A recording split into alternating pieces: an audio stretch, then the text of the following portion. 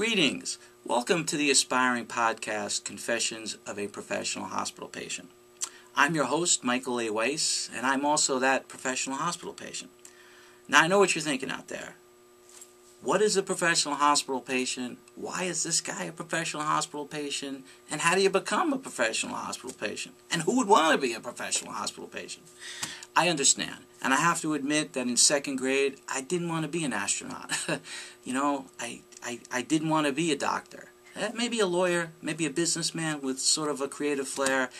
But I became a professional hospital patient because at age 48 now, I've been battling a chronic, incurable, and autoimmune illness called Crohn's disease for approximately 25 years.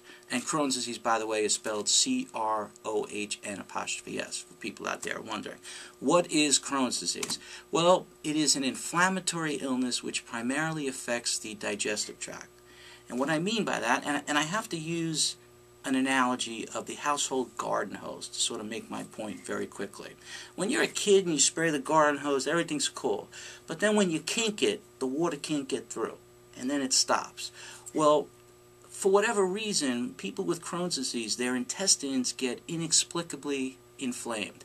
And when your intestine gets inflamed, it makes the passageway narrow, so that when food and gas and whatever has to go through, it's very difficult. And when it gets completely shut off because it's so badly inflamed that there's no way to go, that's when you have what's called an obstruction. I happen to have obstructional Crohn's disease because that's what happens to me. And sometimes food causes it, sometimes, I guess stress could cause it. I've gotten sick on vacation, I've gotten sick for no reason. Doctors just don't really understand it. So that's what Crohn's disease is, and what they do is, with this sort of kink that I told you about, the only way to deal with Crohn's disease is through medication to prevent this from happening. But once it happens, doctors have to operate. The problem is Crohn's disease is very aggressive. And by that I mean, let's say your intestine is sort of this like line here. This part is diseased. They just cut it out, they put it together like plumbing, and you're fine. Well, logically that would seem to work. The problem is Crohn's disease is very aggressive. It's different for every person, but for some people it could be so aggressive that you could have that removed May 1st, and then June 15th, for no reason, the other part gets diseased and you're back in the hospital. So doctors try to treat you with medication, and they try to stave off surgery as long as possible. Now, this inflammatory component that I'm talking about is very important because a lot of people know Crohn's disease by IBD. It's an acronym that means inflammatory bowel disease.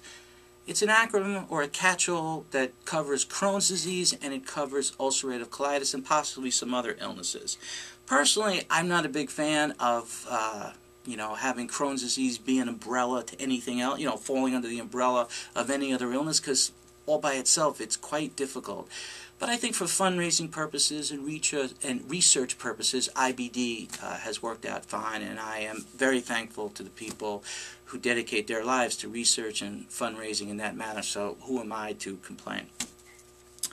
But having said all that, Crohn's disease nevertheless is a broad spectrum illness, which means it affects everyone differently, and it can go from being a minor annoyance, where the symptoms are just, hey, I got a stomach ache, I got to kind of take it easy.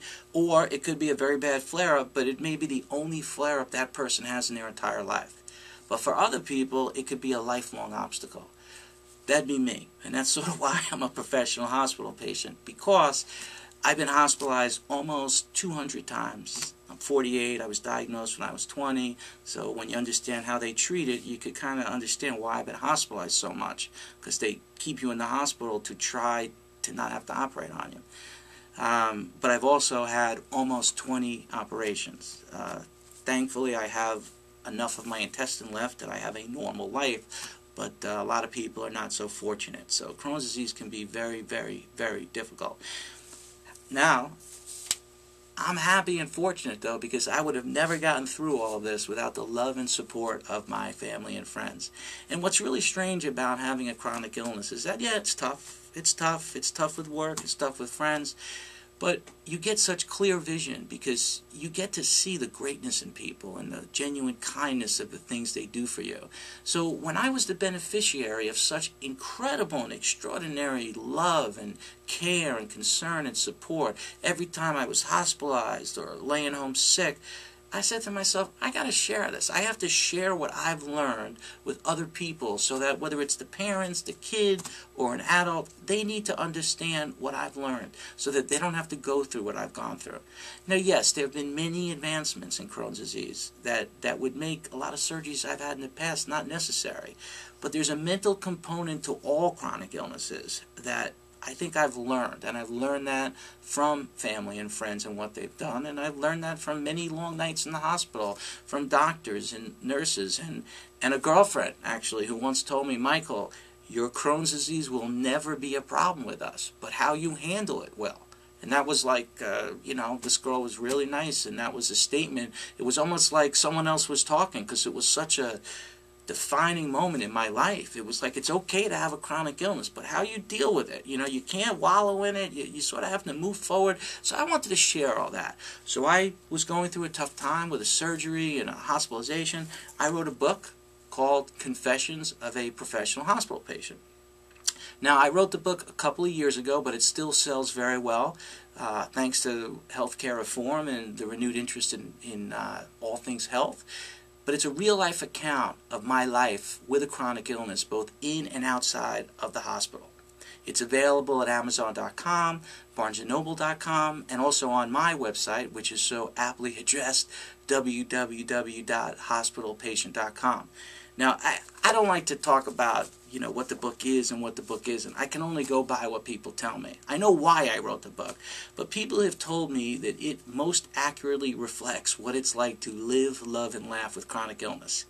And unanimously, people tell me, you know what, thanks for sending me the book, or I bought the book. I didn't want to read it because it's a subject matter, the bathroom and chronic illness and the sad, the book was hysterical.